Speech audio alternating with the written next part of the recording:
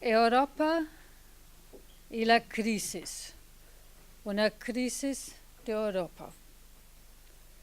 Así reza el título de la serie de eventos que hoy inauguramos y que ya llevamos a cabo en colaboración con el ICREA, el Instituto Catalán de Recerca y Estudios Avançats, el Departamento de Teoría y Sociología de la Universidad de Barcelona y el proyecto de investigación Terramot. Les doy cordialmente la bienvenida a nuestra sede del Goethe-Institut de Barcelona. Herzlich willkommen heute hier im Goethe-Institut. No pasa un día sin que yo misma, o seguramente también la mayoría de ustedes, no nos planteemos de un modo u otro el problema de la crisis en Europa. Ya sea desde las numerosas noticias y programas de los medios de comunicación o en el círculo de amigos, colegas y conocidos. Hablamos de la política del día, de opiniones y valoraciones, de causas, contradicciones y perspectivas. Muchas veces mal petrechados con un saber a medias y simples suposiciones. Y eso no solo por parte de los ciudadanos, pues también entre los políticos impera la inseguridad y el desconcierto. Estos toman decisiones a menudo en rápida sucesión y una y otra vez nos encontramos con que lo que hoy aún es correcto, mañana dejará de ser válido como solución de continuidad, pues no se han previsto o no se podían prever los efectos indirectos de algunas decisiones. También se habla una y otra vez del papel de Alemania en todo este proceso. Debe liderar más, debe contenerse más, debe ser más solidaria y pagar más, a pesar de estar haciendo ya una importante aportación financiera, o debe seguir manteniendo su actual posición, etc. Con nuestra serie de eventos queremos alejarnos del circuito de la política del día a día. Queremos contemplar o hacer contemplar las evoluciones europeas desde distintas perspectivas científicas a fin de comprender mejor muchos de los factores que la política no nos comunica o no puede comunicarnos, pero que resultan determinantes para el transcurso de la crisis. Se trata de obtener un conocimiento más profundo, nuevos puntos de vista e impulsos para la reflexión, pues el futuro de Europa. También es un proyecto de los ciudadanos de este continente. Le hemos solicitado al profesor Peter Wagner que aborde la concepción de esta serie temática y ha aceptado a pesar de numerosas obligaciones académicas. Gracias a su rica red de contactos con especialistas, ha podido ganar a renombrados expertos de distintos países para este proyecto. Para nuestra mesa redonda de hoy, Historia de Europa, lastre o discurso en la crisis actual, quisiera dar una calurosa bienvenida a nuestros invitados. Al profesor Johan Arnason, catedrático emérito de Sociología de la Universidad Lathrop de Melbourne, y al profesor Gerard Delanty, catedrático de Sociología y de Pensamiento Político y Social en la Universidad de Sussex en Brighton.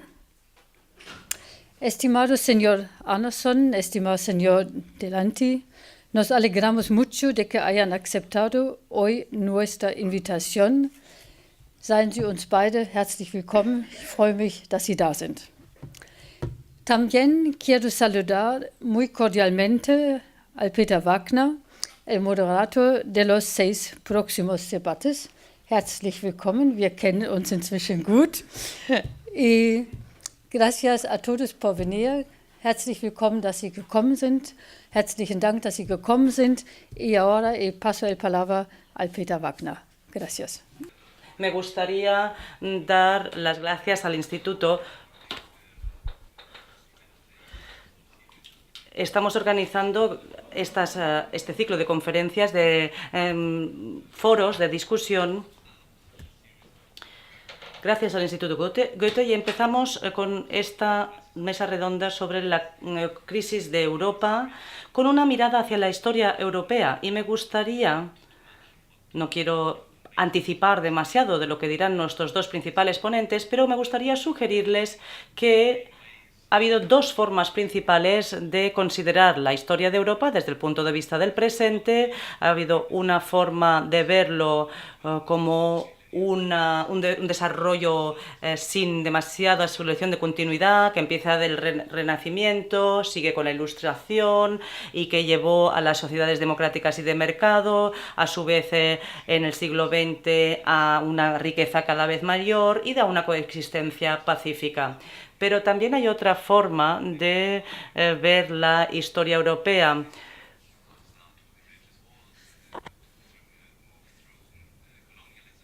El colonialismo, a partir de las dominaciones de clases, los totalitarismos a mediados del siglo XX, y ahora me parece que ninguna de estas narrativas de la historia europea es del todo cierta. No pueden ambas ser ciertas, pero seguramente ninguna de las dos es del todo cierta. Y uno de los problemas de nuestra época es que durante el medio siglo anterior, en la integración europea, hemos olvidado un poco la ambivalencia, la necesidad de hablar de esta ambivalencia y de distintos aspectos de la historia europea para entender el presente. Hemos tendido a hacer demasiado hincapié en una narrativa muy optimista. Pues bueno, por ejemplo, se acaba de otorgar el Nobel de la integración europea y solemos negligir los aspectos más oscuros de la historia europea, y esto puede que nos haga incapaces de entender los problemas actuales en los que se encuentra Europa, mucho más allá de lo que leemos en los periódicos actuales sobre la crisis, los aspectos económicos y financieros de la crisis. Y queremos explorar en esta primera mesa redonda algunos de los aspectos de la historia europea que pueden ser necesarios, que puede ser necesario explorar para volver a entender una vez más y cada vez mejor la situación actual. Marion Haase ya ha presentado a los 2 ponentes de hoy, y me gustaría añadir que tanto el profesor Arnason como Gerard Delanty son teóricos sociales y sociólogos e historiadores, y no voy a subrayar las disciplinas académicas que no son tan relevantes para el debate de hoy, pero ambos entienden la teoría social como un esfuerzo de pensar, reflexionar sobre los conceptos que también utilizamos en los debates políticos y públicos y políticos como herramientas para entender la situación actual, y son sociólogos e historiadores porque están convencidos de que tenemos que entender la historia de nuestras sociedades para poder comprender los principales problemas de la actualidad. Y con ello, y sin mayor dilación, doy la palabra al profesor Johan Arnason para que empiece el ciclo, para que empiece la ponencia de hoy. Muchísimas gracias por la invitación. Gracias a mi amigo Peter Wagner por la presentación. No hablaré del futuro ni del presente. Hablaré sobre todo del pasado. Yo creo que puede resultar útil si queremos saber hacia dónde nos vamos y de dónde venimos. Tenemos que tener una idea de dónde venimos. Y si queremos una respuesta breve sobre la pregunta del título, ¿dónde está si es un lastre o una oportunidad? Pues tenemos que considerar la historia, y cuando crea puede crear problemas que pueden volver para atormentarte, cuando crees que en realidad ya están resueltos. Por tanto, una carga, sí, pero también un recurso, una oportunidad. Y a diferencia de lo que han argumentado algunos autores, las personas pueden y a veces aprenden de la historia. Y una cosa que se puede aprender de la historia es aplicar las perspectivas comparativas a una pregunta, a la cuestión de la integración europea. La historia europea nos dice que la integración tiene una larga historia y que adopta muchas formas. Y también que no hay una armonía preestablecida entre los distintos mecanismos integradores. Volveré sobre ello. Así pues, tomémonos esto como una reflexión sobre el tema de cuándo, dónde y qué era Europa. Si hablamos de integración europea, asumimos la preexistencia de algún tipo de formación o entidad histórica llamada Europa y que puede llevarse a un nivel más elevado de integración o de unidad. Lo primero es que puede ser un cliché, un tópico, pero lo primero que debemos repetir es que no hay fronteras naturales en Europa. No es un dato establecido geográfico. La frontera oriental no es natural. Los Urales no son una frontera entre Europa y Asia. Y si se hace la pregunta tan polémica de si Rusia pertenece a Europa, creo que la única respuesta posible es que sí y no, a veces más y a veces menos, dependiendo de los periodos históricos de los que hablemos. Y el sur, el Mediterráneo, ¿es una frontera natural? No lo creo. Lo conocemos como una división entre dos mundos, pero no siempre ha sido así. En una época había una integración muy estrecha, histórica, económica, política y social, en la época del Imperio Romano. Tampoco el Atlántico es una frontera. Una idea muy presente en el debate es que es un complejo cultural que incluye los vástagos que han evolucionado en las sociedades europeas y más allá del Atlántico, al otro lado del Atlántico. No hay fronteras naturales allí. O sea, a lo largo de su historia, Europa ha ido adquiriendo cada vez más fronteras más distantes hacia el norte. Por tanto, tenemos que pensar en ello como una formación histórica. Y si empezamos a reflexionar sobre esta pregunta, sobre esta cuestión, evidentemente tenemos que empezar preguntándonos ¿cuándo dio comienzo Europa? ¿Se puede fechar aproximadamente el nacimiento de Europa? He revisado la bibliografía sobre esta cuestión porque guarda relación con el trabajo que he estado haciendo y yo creo que he encontrado unas 10 respuestas distintas sobre los inicios de Europa. No los voy a repasar todos, pero me gustaría mencionar un colega checo mío ha publicado un libro llamado El surgimiento de Europa. Y habla ya de los inicios en las culturas mesolíticas y neolíticas, hace ya casi 10.000 años. Hay evidencia arqueológica de esta perspectiva, de esta visión, algo que debe tomarse en serio. Quizás no es mi enfoque preferido, pero desde luego hay que tenerlo en cuenta.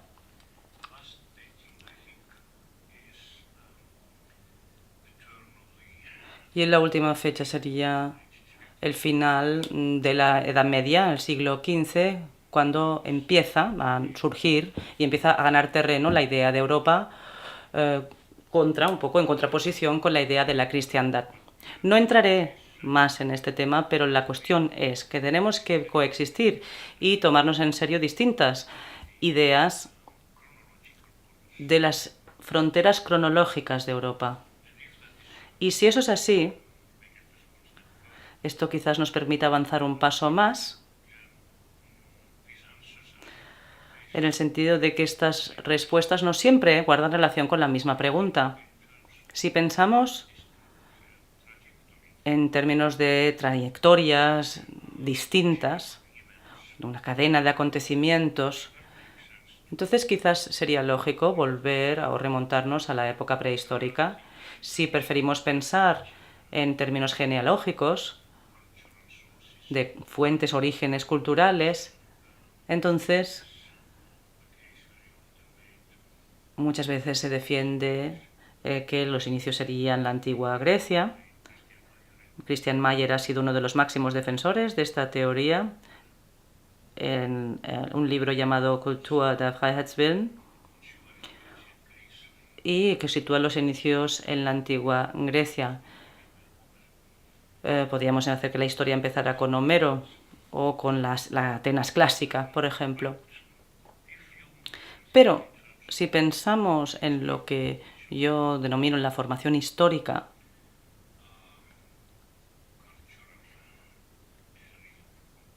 el complejo cultural que corresponde más o menos a la unidad geográfica que estamos acostumbrados a denominar Europa, entonces creo que debemos situarnos a la Edad Media. Europa, como región histórica, la llamamos una macrorregión histórica para distinguirla de regiones más pequeñas que la componen. Es una macrorregión histórica que es una creación de la Edad Media. Y cuando digo Edad Media, me refiero a un proceso muy prolongado, aproximadamente un milenio, desde la fragmentación del Imperio Romano Occidental en los siglos V y VI hasta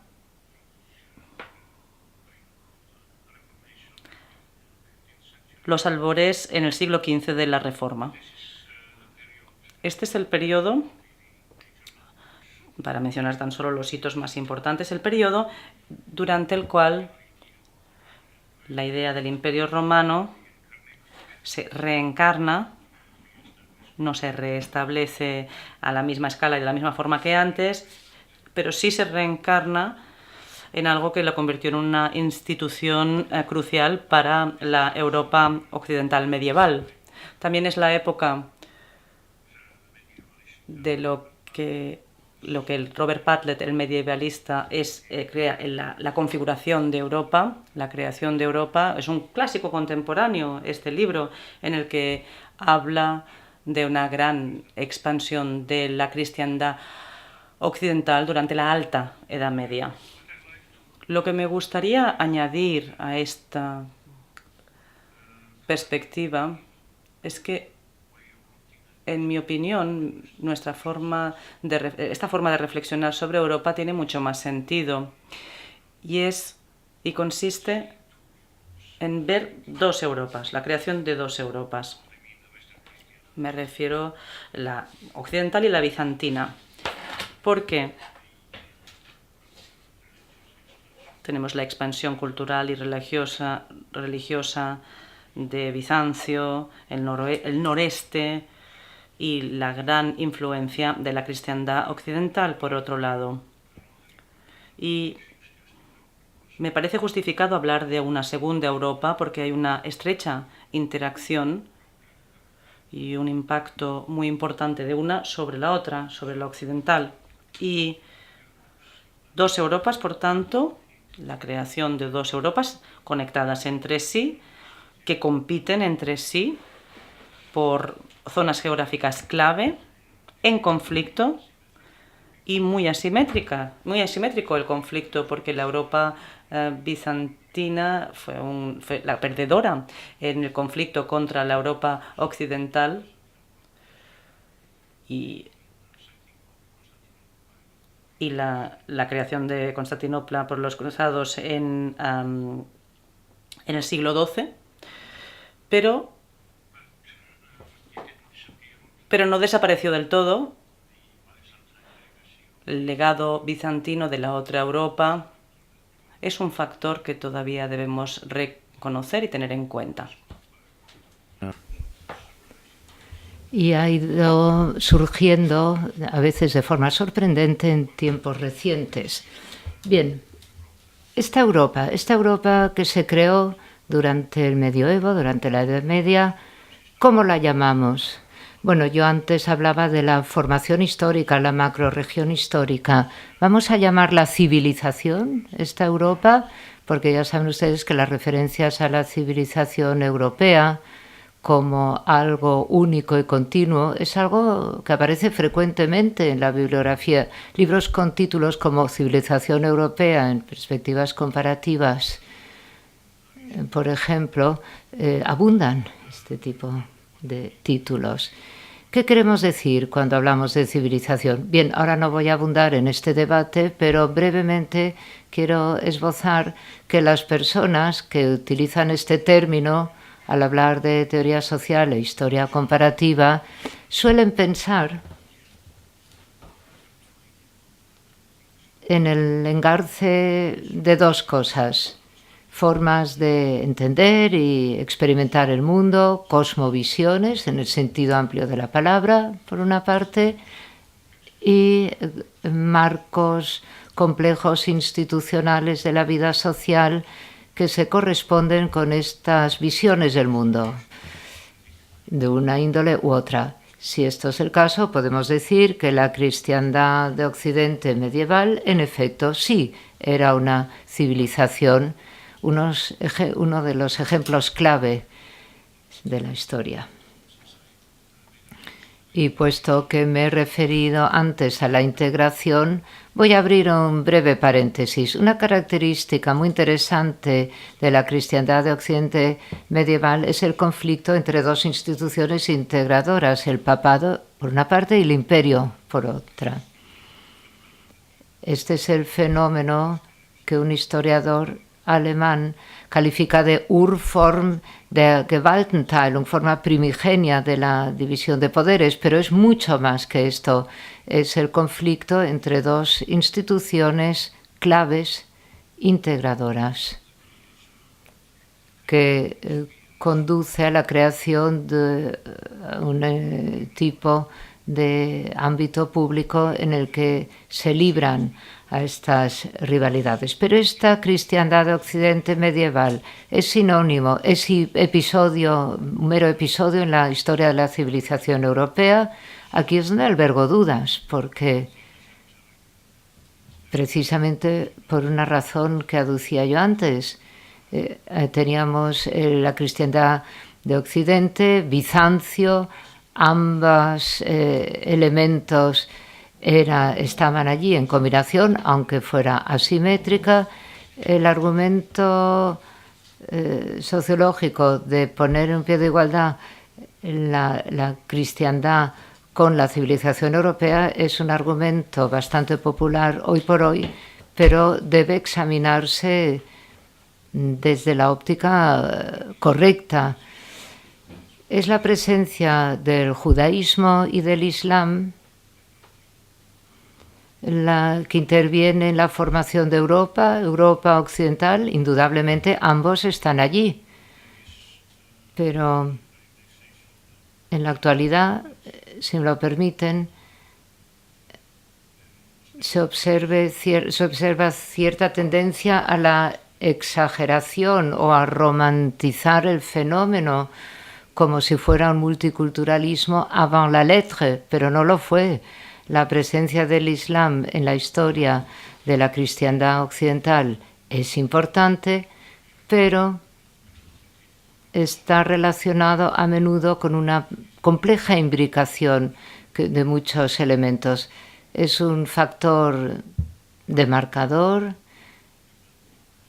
es un factor de incorporación de lo distinto con respecto a la cristiandad, es transmisor de recursos y tradiciones culturales, incluido el redescubrimiento del mundo de la antigüedad. Es fuente, el Islam, también de técnicas, modelos de diferente índole, igual que ocurre en más de una civilización de la que la cristiandad occidental puede aprender brevemente mucho. Y para referirme brevemente al judaísmo, entender el papel del judaísmo en el mundo medieval, incluido la cristiandad occidental medieval, pues el mejor concepto es el que preconiza Eisenstadt, quien la califica de civilización en la diáspora o diaspórica. Una civilización diaspórica está definida primero por falta de continuidad territorial y segundo por el hecho de que no posee poderes políticos independientes, o por lo menos durante el tiempo que ahora nos ocupa, del que estamos hablando ahora, pues no lo tuvo. ¿Cuánto tiempo me queda? 5 minutos, muy bien.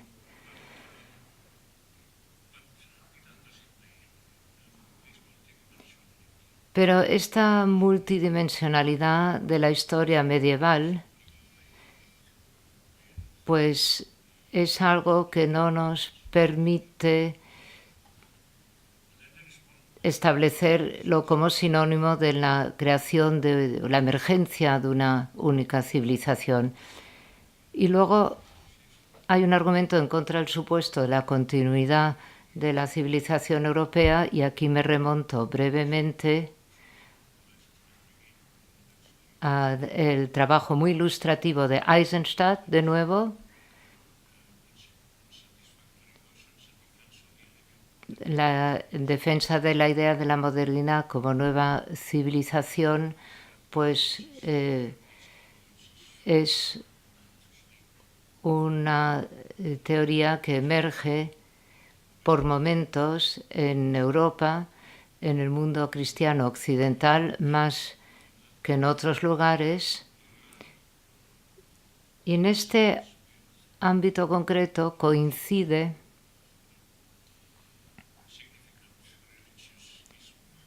con los ismos religiosos más significativos del mundo, las dos reformas, que a veces se describen como reforma y contrarreforma. El mundo llamado moderno,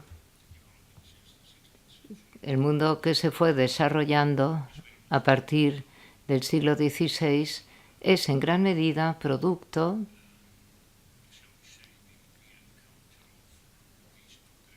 del encuentro de estas dos transformaciones, civilización y transformación, surgir de la modernidad como nueva civilización, un énfasis sin precedentes sobre la autonomía humana en diferentes sentidos, cuyos efectos se ven magnificados por este cisma religioso tan importante que se produjo.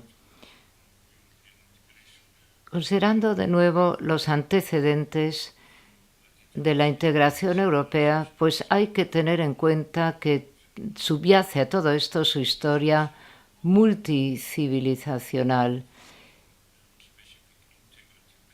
y también median mecanismos e instituciones integradores de todas estas civilizaciones.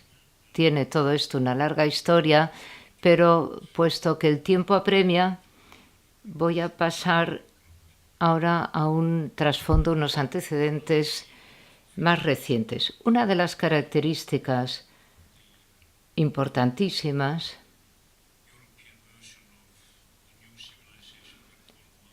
de la civilización europea es lo que llamamos la modernidad, de carácter imperial. Esto, en comparación con la perspectiva histórica, es la civilización multiimperial por excelencia.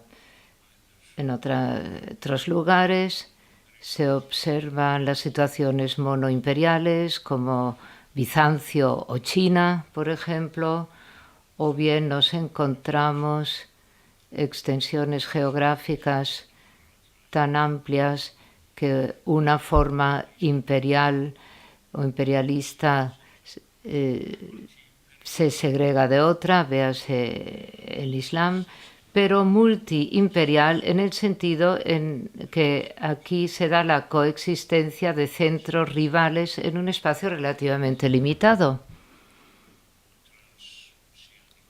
pero con alcance transoceánico por una parte y transcontinental en el otro extremo.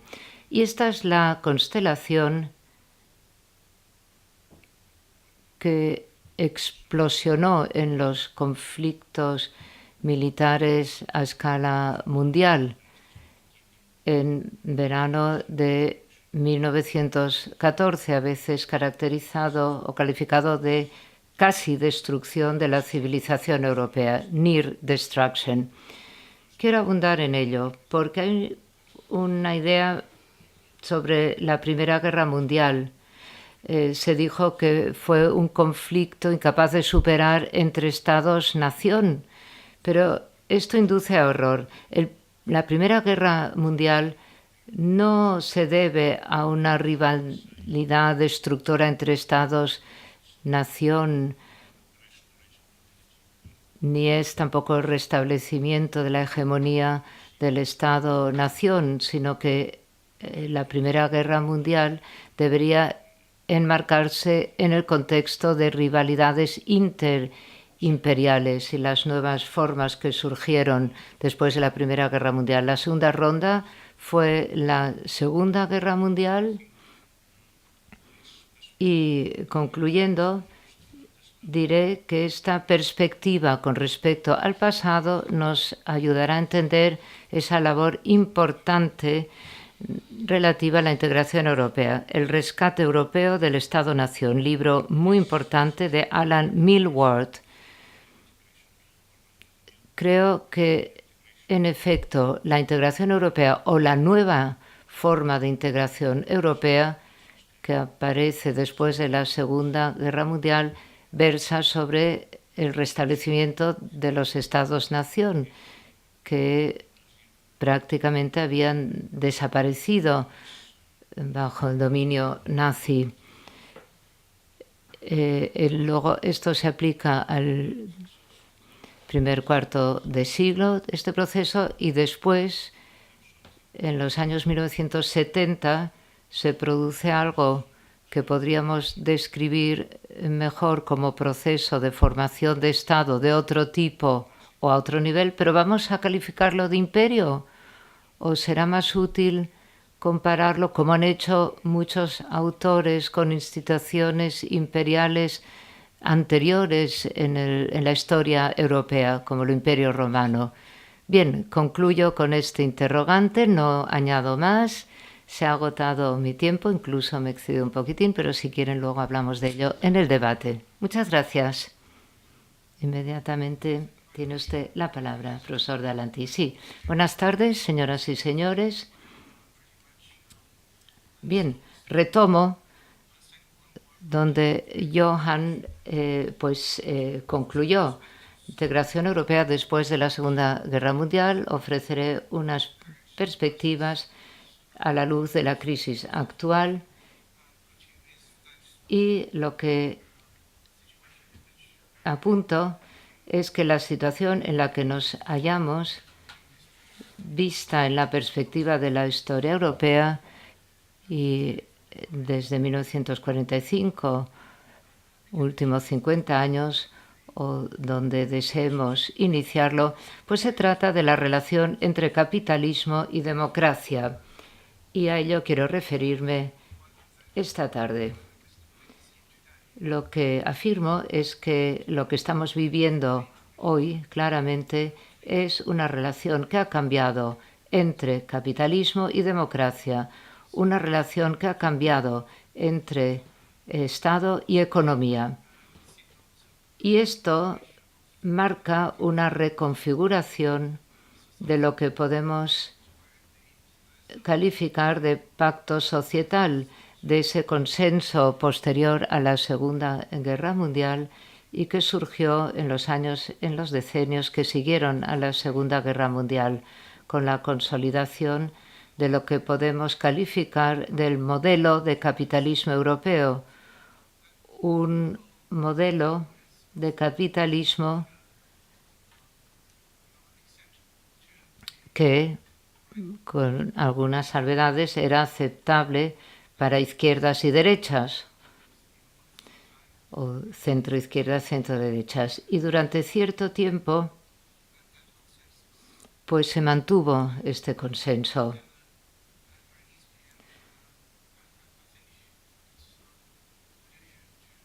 No fue fácil, en fin, conseguirlo, y es iluso pensar que podamos volver al acuerdo societal que se elaboró en esos decenios a los que me refería.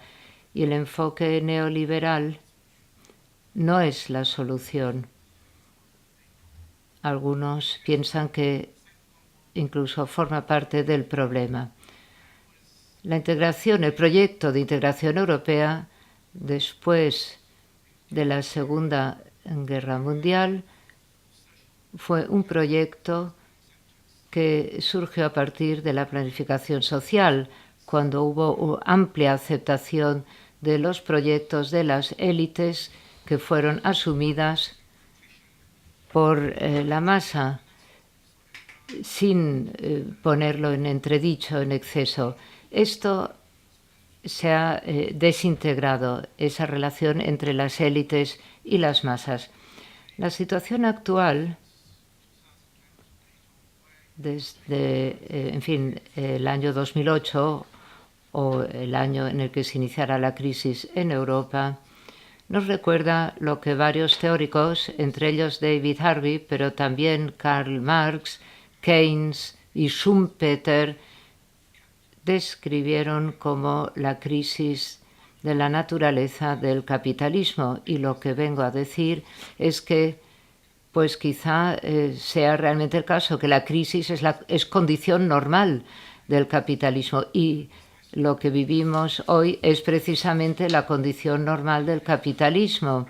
Y las décadas de estabilidad relativa que siguieron a la Segunda Guerra Mundial quizá no fueron elementos normales del capitalismo. Las crisis financieras no son únicas o raras, como Kindleberger en su historia de la crisis económica destaca concretamente. Es cierta normalidad, por tanto, la que se produce hoy por hoy. Si adoptamos una óptica más amplia del siglo XX, nos remontamos a finales del siglo XIX, cuando se inició la economía industrial moderna, pues quizá será difícil establecer la conclusión de que la acumulación capitalista conduce a paz y prosperidad. Por ejemplo, tengan en cuenta las tres olas que se produjeron en Europa en ese periodo, en 1870, luego 1914, 1945, Primera y Segunda Guerra Mundial, y lo que a menudo se olvida, las numerosas guerras coloniales en las que lucharon estados europeos para retener sus colonias en ultramar.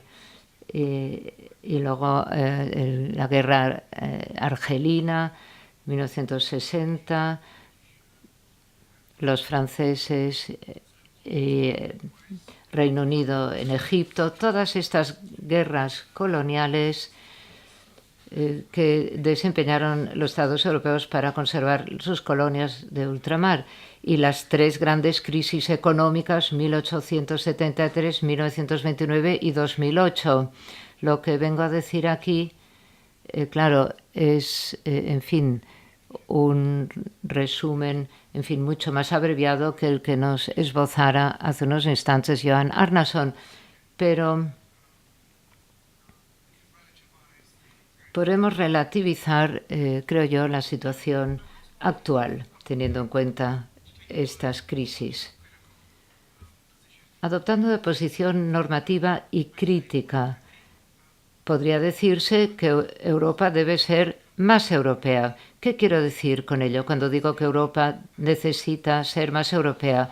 Pues que necesita volver a descubrir su civilización, su legado, su patrimonio, que definiera la modernidad de forma muy considerable en Europa. Y de hecho, identificar el núcleo de este elemento de modernidad en Europa que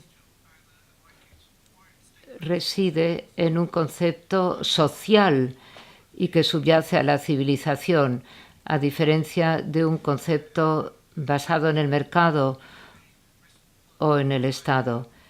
Esta idea de que la sociedad es de índole social y no basada en el mercado o en el Estado.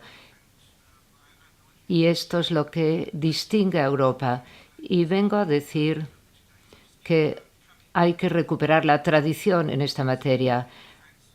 Decir que Europa debe ser más europea viene a afirmar esta defensa de lo social frente al mercado, pero esta defensa también va a requerir una nueva visión de lo social o de la sociedad frente a la economía, que sería deseable.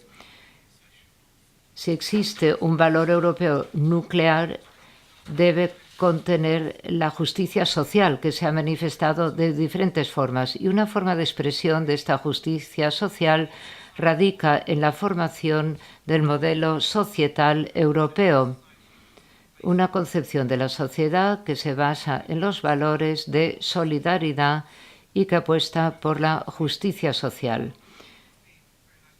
Este argumento ha sido muy bien desarrollado por Klaus Hofe y que subyace al capitalismo europeo, la prominencia de las categorías de estatus definidos por el Estado, protegidos por el Estado, que marca límites a la regla de los mercados y transacciones voluntarias. Visto en perspectiva global, creo que sí es posible hablar del modelo europeo de capitalismo social que recoge la diversidad de diferentes formas de capitalismo, incluido el modelo británico, que es más próximo al europeo que al norteamericano. Desde la óptica del concepto del capitalismo, de la modernidad europea, este concepto de capitalismo que ha adoptado la modernidad política se ha producido en cierta tensión entre el Estado, economía y sociedad civil, donde el capitalismo siempre ha estado limitado en el enfrentamiento en la Edad Media. Nunca consiguió que una parte venciera sobre la otra, y creo que esta es una característica de lo europeo, civilización europea, diría, y se ha visto reflejado en la reforma preconizada por el capitalismo. Resumiendo, lo que quiero decir es que el resultado ha sido un cierto equilibrio entre capitalismo y democracia.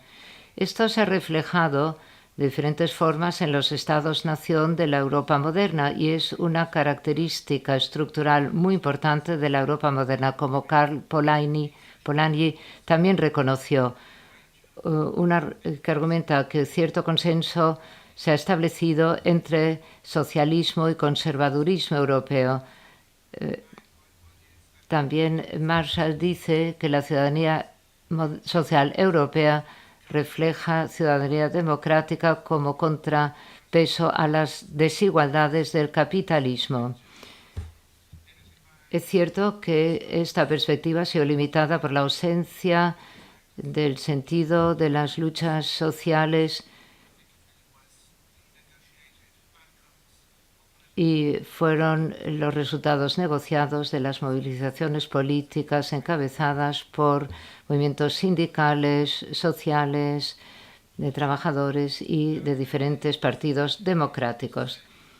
En muchos aspectos, lo que estamos viendo hoy no es una crisis del capitalismo ni una crisis de la economía, sino que es una crisis del Estado, y se vislumbran síntomas de que se pueda convertir en crisis de la sociedad.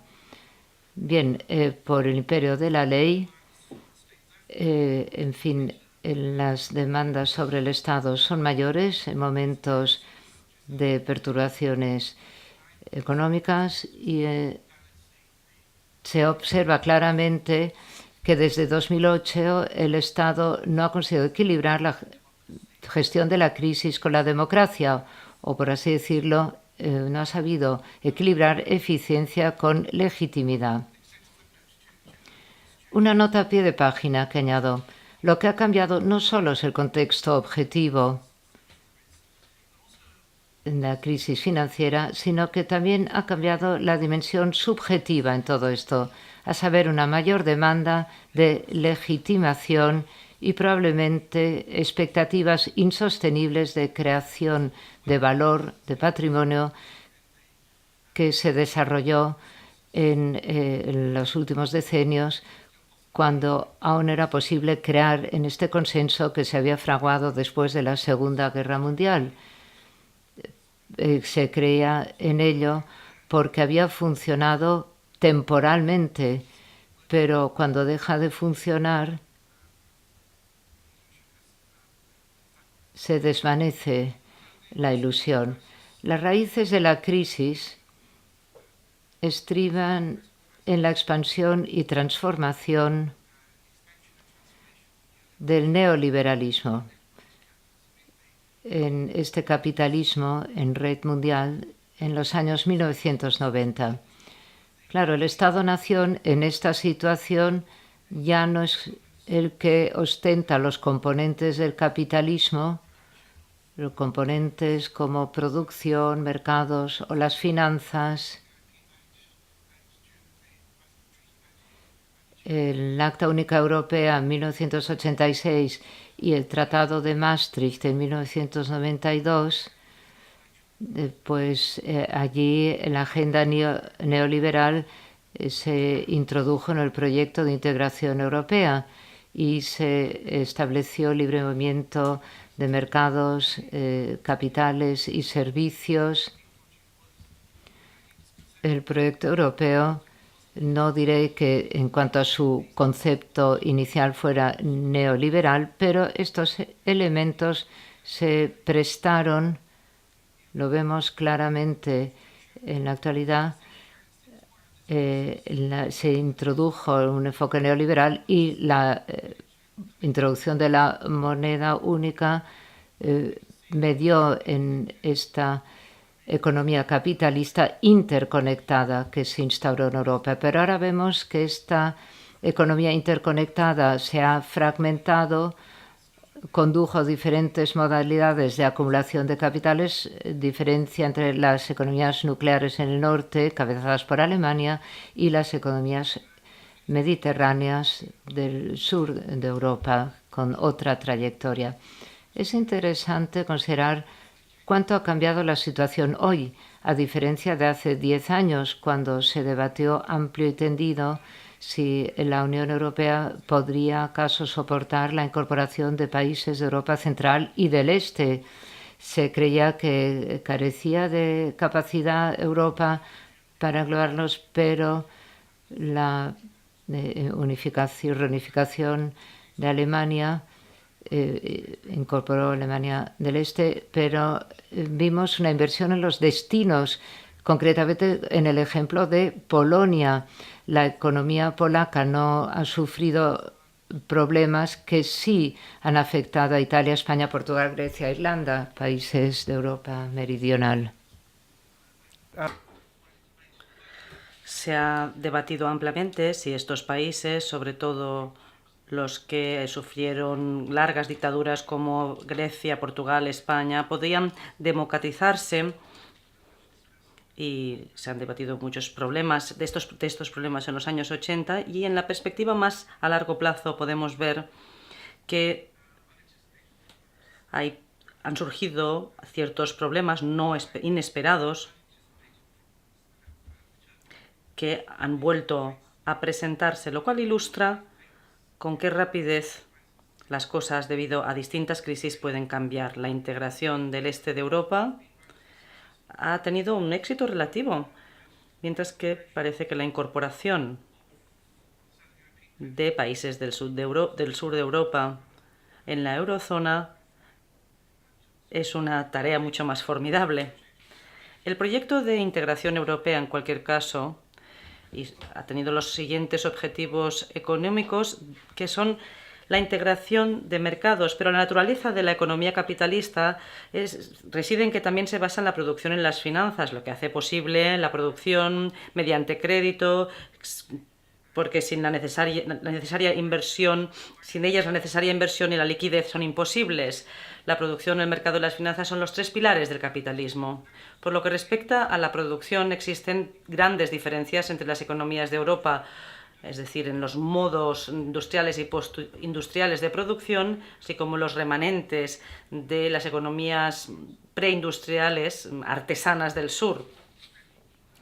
Desde la eclosión global del crediticia, de la que la mayoría de los países de Europa Occidental participaron y se beneficiaron, los desequilibrios estructurales no fueron críticos y la mayoría de los países experimentaron un crecimiento económico.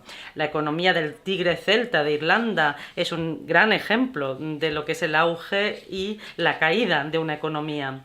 La integración financiera de Europa, a través de la liberalización del capital, primero pareció complementar una integración de mercados más amplia, pero a causa de las distintas lógicas de producción de los mercados y de finanzas, ello demostró ser crucial.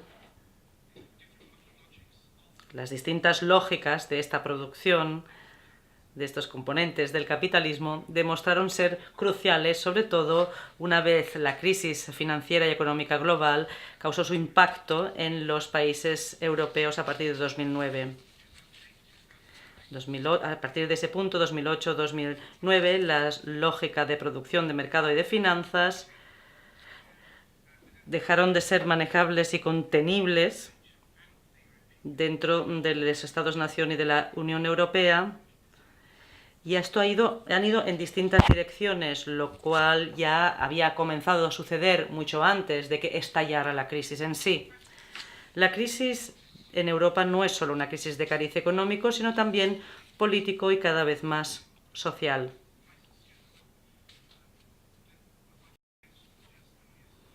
No debemos verla solo como una crisis económica y financiera, ni mucho menos, sino también, sobre todo, política y social.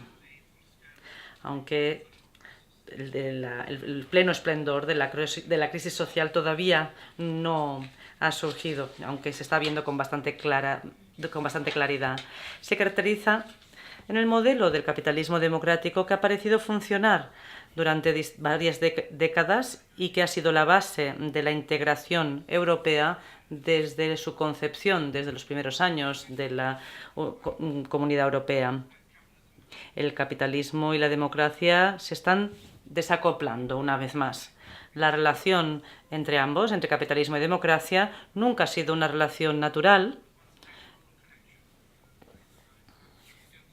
Yo, desde luego, no veo que haya habido una relación natural entre ellas, pero en las décadas posteriores a la Segunda Guerra Mundial, el capitalismo y la democracia se acomodaron, se acoplaron una a otra. El capitalismo produce desigualdad, sin embargo. La democracia busca igualdad y, por tanto, son proclives al conflicto, aunque pueden reconciliarse. La cuestión es cómo, y por tanto no podemos volver a la época, al consenso después de la Segunda Guerra Mundial, en donde las economías industriales se basaban sobre todo en los trabajadores varones, en un crecimiento rápido y prácticamente desmesurado. El capitalismo europeo se acomodó lentamente a la democracia siguiendo las demandas de inclusión y la eliminación de la justicia. Y en el periodo después de 1945, ello condujo a un capitalismo más social en Europa, eso es lo que comentaba antes, y desde luego mucho más que antes. En Alemania nos hemos referido a ello como la economía social de mercado, caracterizado por la coordinación estatal del mercado, y eso es una de las tendencias más marcadas de Europa, de la Europa de la posguerra. En los Estados Unidos, la era del keynesianismo, el proyecto de la integración europea nació en esta época, Y era, digamos, un compromiso de las élites patricias a la que debían aspirar las naciones del catolicismo y del liberalismo social. Los objetivos sociales, es cierto, evidentemente también la democratización de la, llamemos la Unión Europea, la integración europea, desde luego eran marginales en comparación con sus objetivos más amplios, que eran la integración del mercado. Es decir, el objetivo de crear una paz duradera entre Alemania y Francia. Uno de los problemas de la Unión Europea es que alcanzó varios de sus objetivos, y una vez estos objetivos se alcanzaron, entonces la cuestión deviene a qué otros objetivos debe aspirar. Pero el objetivo fundamental de la paz duradera entre Alemania y Francia sí se alcanzó. Y los objetivos más amplios de integración del mercado también podría entonces devenir la prioridad. Y la verdad es que se ha ido revisando con el tiempo. En este tiempo de crecimiento económico relativo, el capitalismo no estaba amenazado por las demandas tan modestas hechas en nombre de la democracia, incluyendo la igualdad y la representatividad. Son demandas que ahora vuelven a estar muy de moda, pero en ese momento eran demandas relativamente modestas de igualdad y representación, un periodo antes de la consolidación de una política más cultural, de más feminismo, multiculturalidad, de la ecología, el ecologismo, cuando las demandas de la democracia podían acomodarse fácilmente mediante la política de compromiso de clases, de la democracia social, el neocorporativismo y el estado de bienestar. Un proyecto desarrollado por las élites y apuntalado por la viabilidad del conjunto, la viabilidad de una economía industrial basada en el pleno empleo. Y esto, a partir de los 70, cambió junto con los cimientos sociales y económicos en la sociedad industrial, y esa ilusión tan cómoda de una era de capitalismo democrático se acercó a su fin.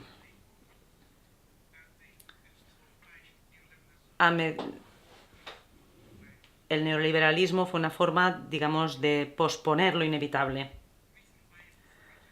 La reciente ola de movimientos de protesta puede verse como una continuación de la fase anterior de protestas anticapitalistas bajo el cambio de circunstancias del presente. En parte, el capitalismo democrático, la base del consenso post-1945, sobrevivió en los años 80 a causa de distintas medidas como gestión de crisis y la llegada de un crédito aparentemente ilimitado en los 90, que era la línea de vida que permitió estos ajustes al neoliberalismo y que pareció funcionar hasta que al final se desmoronó por completo. Buena parte de ello representaba la cara supuestamente positiva de la globalización que llegó con Internet y que era lo que se consideraba la tercera vía, un medio para mantener vivo el espíritu de ese capitalismo democrático en una realidad social que básicamente era neoliberal. Pero hoy vivimos en las postrimerías de este periodo que ha dejado atrás las ilusiones sobre la domesticación del capitalismo y las promesas de la integración y la globalización europeas. La separación funcional del Estado y la economía se ha difuminado.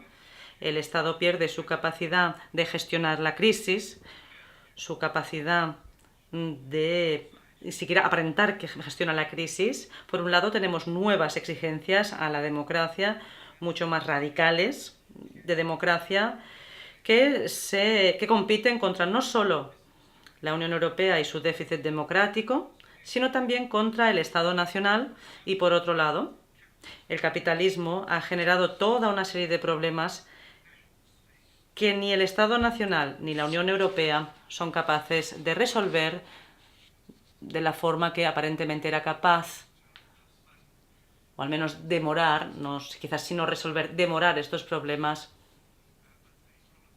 los problemas y los intentos de resolverlos, pues como era antes, ya no es capaz de hacerlo así. La situación actual, en una perspectiva más amplia, no solo mirando lo que está pasando hoy, sino lo que ha pasado en las últimas 4 o 5 décadas, está marcado por este desacoplamiento, la separación de capitalismo y democracia y el regreso de la segunda a una repolitización de cuestiones de la economía a la que ahora se añaden el argumento fundamental mismo de la integración europea. No debemos concluir que el objetivo de la crítica democrática no solo son la Unión Europea y el capitalismo global, sino también el Estado nacional, que también se encuentra sometido a gran presión, puesto que las exigencias de legitimación se dirigen a todas las élites políticas. Los desafíos económicos y políticos del presente son muy distintos de los que había en los años 70, son demandas mucho más extensas, de legitimación democrática mucho más que en esa época. Los estados nacionales cuentan con la legitimación democrática mucho más que la Unión Europea y tendrán un gran impacto estas decisiones sobre un impacto sobre los gobiernos nacionales, que tienen más instrumentos a su disposición para hacer frente a estas demandas. La crisis económica puede ser un catalizador político de una nueva ola de política democrática que, de momento, no está bien organizada y carece de un objetivo claro. La Unión Europea ha sido un objetivo, una diana, desde luego no la causa de la crisis, pero tampoco se ve como parte de la solución y su legitimidad primaria, tal como está bien documentado, se deriva de su eficiencia. Mientras sea capaz de proveer de los bienes, es decir, de proveer el valor que se requiere de ella, se ve de forma positiva. Pero una vez deja de hacerlo, la gente le retira al menos el apoyo activo. Sin embargo, a causa de la escalada en las demandas de democracia, la Unión Europea ahora se está midiendo mediante un listón más alto, un baremo bien distinto. La cuestión ahora es si la crisis actual, la crisis que se inició en 2008, generará una transformación social y política tal que lleve a una nueva idea de lo social. En cuanto a las estrategias intermedias y pese a la socavación del Estado en esta era de capitalismo global en red, hay ciertos motivos para el optimismo, porque una de las lecciones aprendidas desde 2008 ha sido que el Estado es capaz de reafirmarse por encima de la economía, tal como han demostrado los numerosos rescates y los nuevos regulaciones o reglamentaciones impuestas sobre el sector bancario. No hemos hablado de Islandia, pero Islandia parece haber salido de su penuria y tiene una nueva perspectiva al respecto y ha creado incluso una nueva constitución. Pero la imagen general que quiero trazar aquí es la imagen de la resiliencia de la fuerza del Estado nacional. Pero no resolverá los problemas por sí solo, sino que tendrá que aliarse con la de izquierda europea, y un punto esencial es que la izquierda europea tendrá que introducir cambios efectivos y tiene una parte esencial, un papel esencial a jugar en la defensa de la democracia contra el mercado. Y esto es el auténtico desafío hoy en día. Y para alcanzar este objetivo, que Europa tiene que ser más europea, tenemos que mirar atrás a la historia europea de los últimos siglos para ver cuál es el núcleo esencial de Europa y reiteraré para concluir que es lo social en contraposición al mercado. Y eso es lo que tiene que recuperarse. Y no creo que se pueda recuperar sobre la base de la ilusión del capitalismo democrático, que era la base del proyecto europeo en su inicio. El proyecto europeo tiene que definirse por nuevos objetivos y, como he dicho, ya ha alcanzado muchos de esos objetivos, los más importantes, y ahora tiene que fijarse nuevos objetivos. Y yo argumento en contra de la ilusión de volver a algo que existió durante un brevísimo periodo de tiempo. Y esto debemos hacerlo en el contexto de un capitalismo básicamente inestable, que parece ser, como decía al principio, el estado normal, la condición natural del capitalismo. Muchas gracias por su atención.